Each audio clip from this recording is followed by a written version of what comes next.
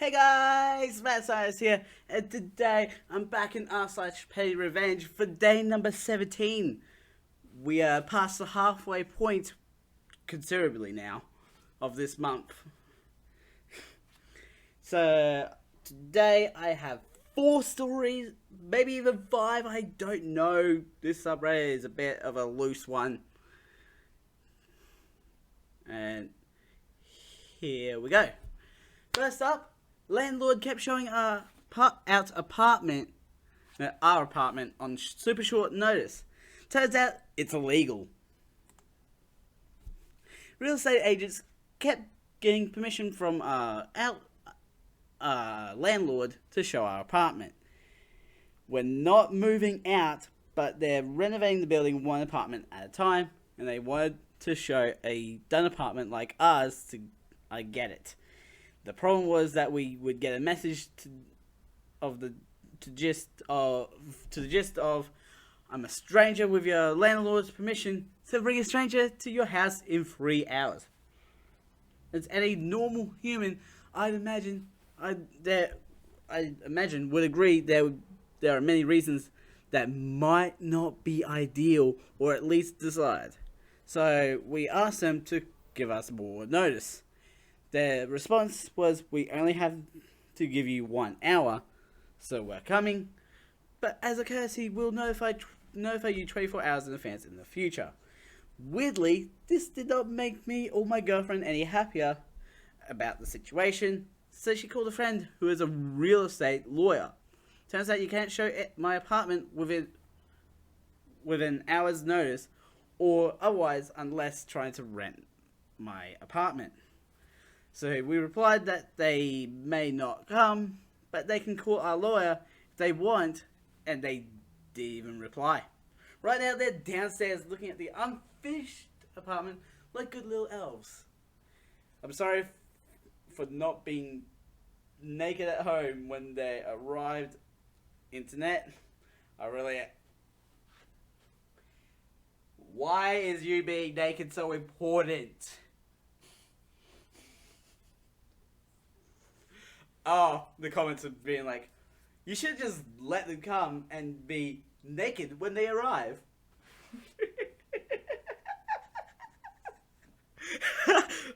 Oh my god, the first comment.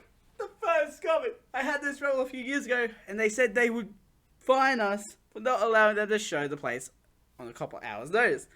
That all changed when they walked in on a few naked people playing rock band.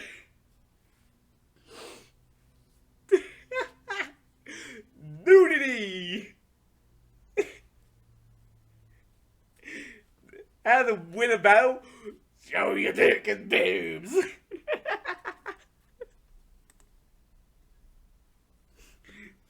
I'm not sure if we've met before. Remind me. Are you the one who name called me for no reason? About a year and a half ago, I went to a bar with some mutual friends. One woman brought her sister, who we'll call Meanie. Meanie seemed to instantly pick me out as her punching bag for the night, interrupting me, talking over me, rolling her eyes at things I said, trying to discredit any point I made, no matter how petty. Classic one-upper too. I couldn't say anything without her scoffing and coming up with a better story. She relentlessly made fun of me for saying I don't like horror films and kept trying to get my friends to join in. Then even had some ugly words to call me when I went to the bathroom and asked my friends why they hang out with me. I didn't bite back because I heard Meanie was going through a rough time and probably just wanted someone to take it out on.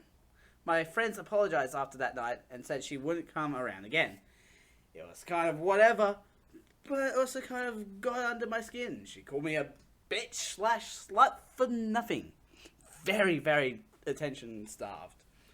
So a few weeks ago, a year plus after that night, I ran into Meanie and her sister at a party. The sister, forgetting about the original night, goes to introduce us when Meanie says we've met before. I politely said, no, I've never seen you before. Nice to meet you. She seemed instantly put off. She insisted we met. No, I said. I don't remember you. She got visibly irritated and said once again that we'd met. I went on, sorry, I don't recognize you. Can you describe the night you think we met? And watched her fumble trying to describe the night with admitting to being cruel. I cut her off and said, yeah, I still don't remember, but it's lovely to meet you now. Have a great night. She seemed super pissy about it, for it was pretty petty and effective to not give her a drop of the attention/memory she so clearly sought. Just like, like a whole year.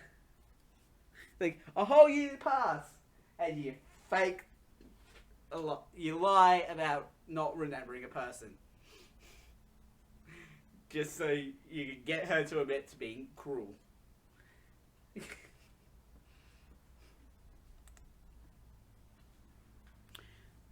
Knock on my door despite my no soliciting sign. Just sit on the curb and forget about selling anything in my town for the rest of your day. We moved into a new cookie cutter neighborhood, and since then we have been bothered by pest control, carpet cleaners, lawn care, solar panel firms, etc. This was multiple times a day at first, but then we put up a no soliciting sign, and for a while it worked pretty well. Fast forward to this week. Salespeople have rung my doorbell daily despite my sign. I started by chewing them out and finding their business online to leave bad Yelp/Google reviews about the encounter. Then I researched city ordinances. Apparently they need a permit, which most don't have, and they can't ignore a no soliciting sign. It's $250 per violation. Awesome.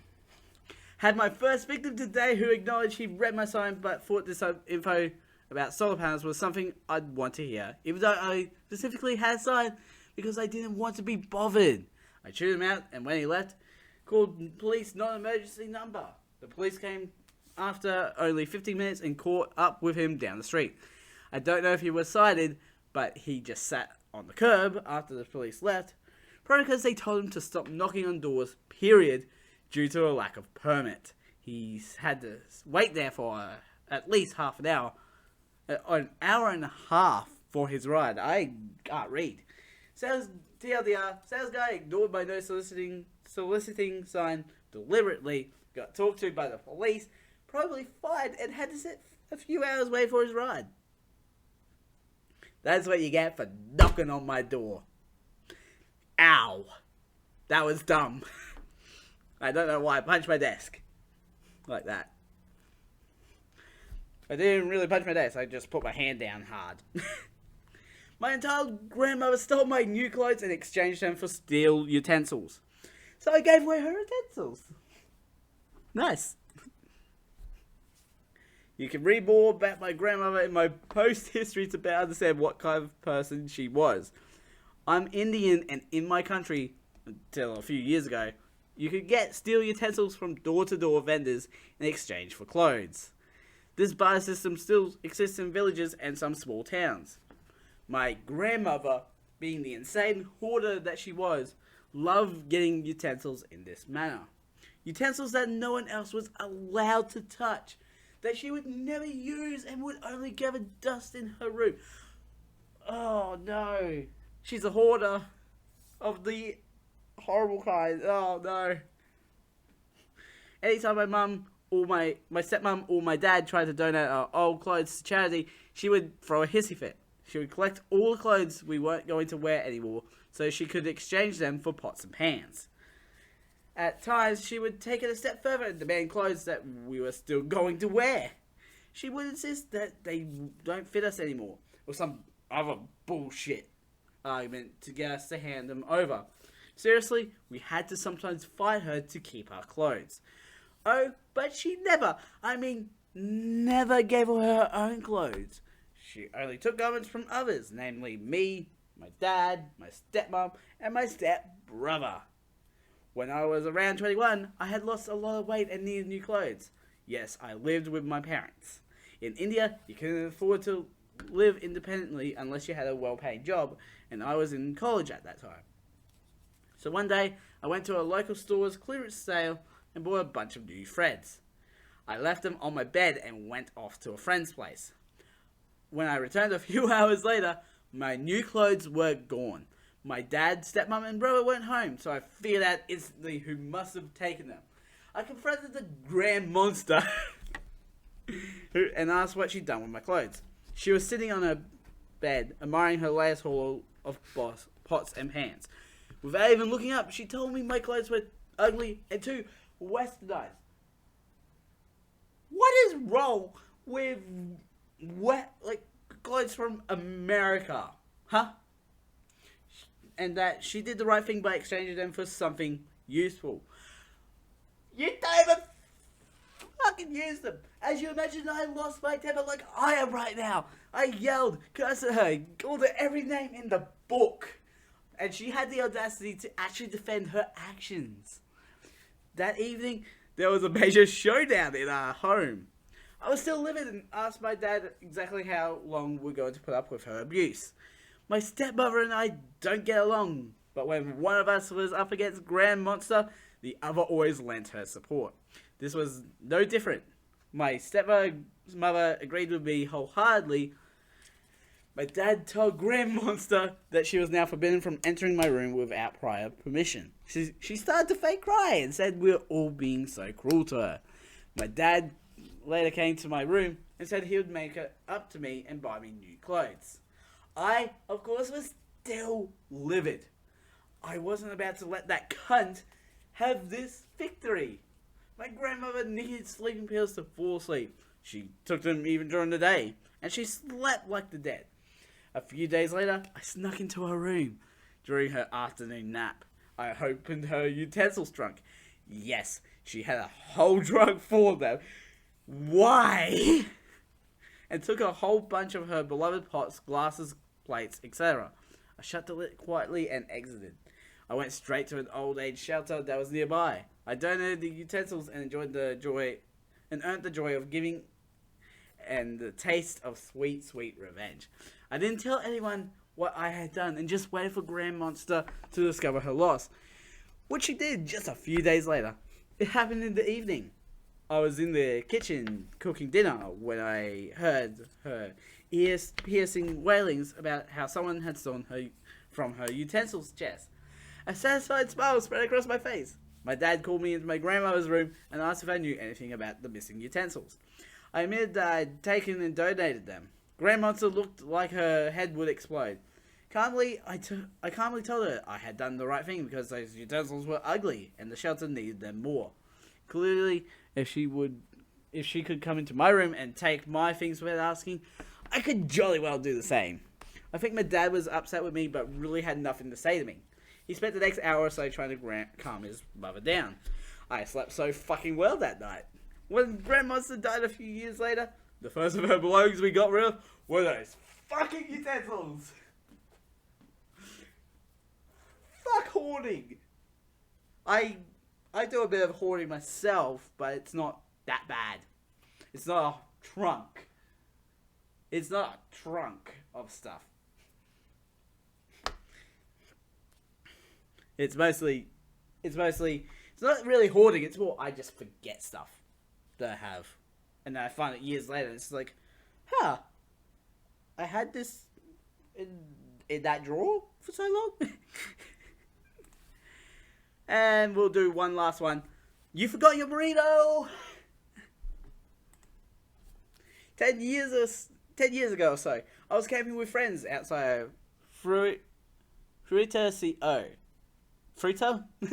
The day after a long night of drinking and bad sleep, I was trying to grab a nap in my tent.